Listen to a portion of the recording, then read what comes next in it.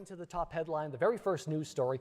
We're going to be talking about San Jose-based Adobe. They have recently acquired Livefyre, a platform that helps brands and publishers collect, curate, and publish user-generated content in an effort to strengthen its social offerings for brands who use its creative and marketing services. Now, the VP at Adobe Experience Manager and Adobe Target, Asim Chandra, recently stated, quote, "With this acquisition, our customers will be able to unify the best social media content with branded experiences created in Adobe Creative Cloud and community-driven content in Adobe Behance and Adobe Stock," end quote. Now, financial details have not been disclosed, so we're really not sure what's going on as far as money's concerned.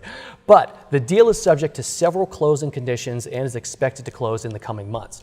So, Scott, really, what does this mean? I mean, we're going to talk about both of them. What does this mean for Adobe? What does this mean for Livefyre? What does it mean for their customers? Let's start with Adobe. What's this really mean?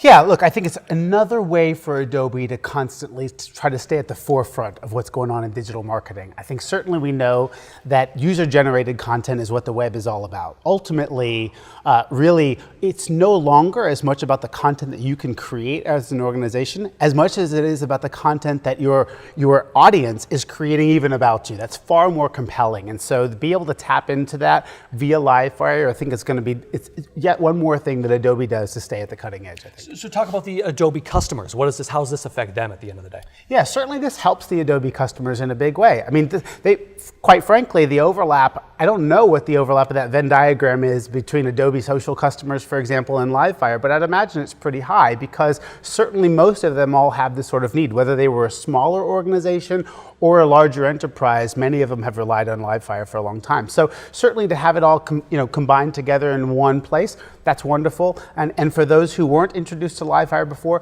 maybe they had been using other tools, but I would say that for now, it certainly is fairly easy to make that leap. You're not usually, in this sort of a case, the barrier to exit is very low. And so to be able to kind of migrate over to using Livefyre will certainly be a help for many of those Adobe customers. Talk about Livefyre now, because what's interesting with them is you have literally every end of the spectrum using Livefyre. I mean, you have just the mom and pop shop down the end of the street, and you also have big enterprise companies using them as well. What does it mean for those customers? How does this affect them at all, especially the smaller ones? I don't know if it helps. Yeah, I think that for the Livefyre customers, I'm not so sure that this is super compelling to them because, as you said, Kyle, I mean, we could be using Livefyre for this show to help promote this show. There's plenty of you who have something to say about about our behavior on this show, and to be able to capture that and put that out there, they have, again, as you mentioned, small SMB customers, also some of the larger enterprises. I don't see that it's super obviously compelling for them.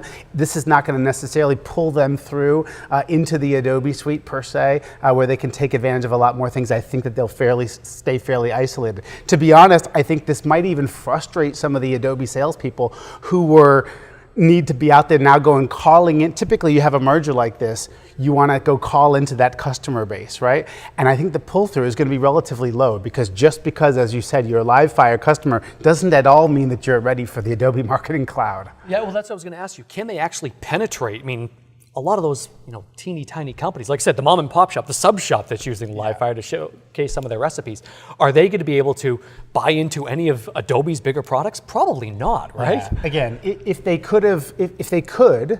it would be appropriate for them, then it would have already been appropriate for them before. And so I don't think that this is necessarily that thing that kind of gets them over the hill to take that on. So no, I don't think it's going to make much impact at all on the existing Livefyre customer base.